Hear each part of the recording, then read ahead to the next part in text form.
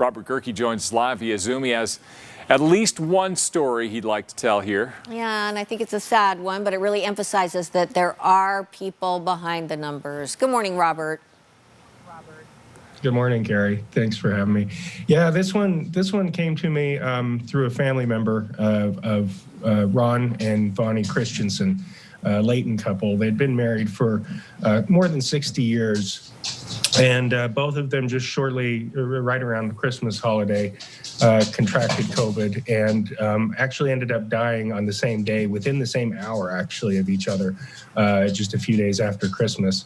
And it just sort of drove home the point that, some people dismiss the death toll.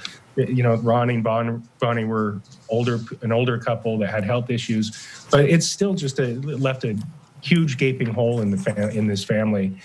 These were, they were instrumental. They were integral to the Christensen family, and you really got the sense of that talking to how moved they were by their parents passing and the way it passed. I mean, Linda Guthrie, who was their daughter, told me that the family believed, or Vonnie would always say that she wasn't going to leave without Ron, and they think that after he passed, he went and got her and took her on to the next life.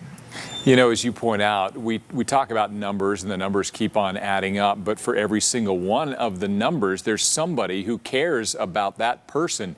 So it's not just affecting the people who go, it's affecting real people who still are here. Their family is devastated by this.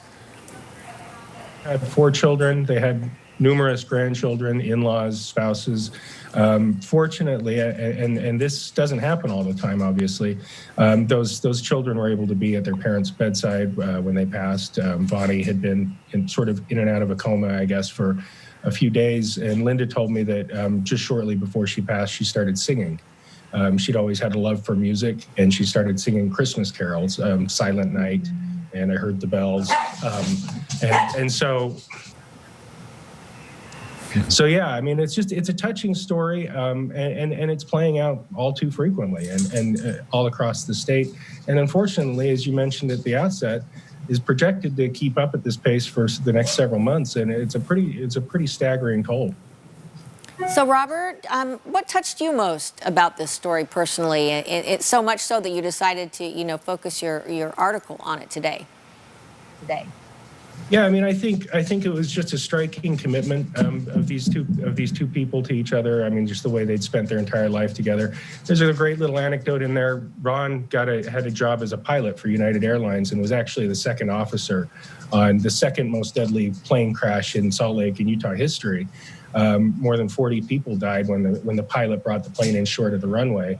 And Ron went back into the cabin and helped people escape the flames, and was credited for saving lives on that flight. So, it's just these stories that we have about these couples and these individuals who are stricken by this disease they're very moving in a lot of instances. All right, Robert Gehrke this morning. Thanks a lot for joining us. We appreciate your time and the column. You can read more about this endearing story, this couple here, at sltrib.com in his column today. Thanks, Robert.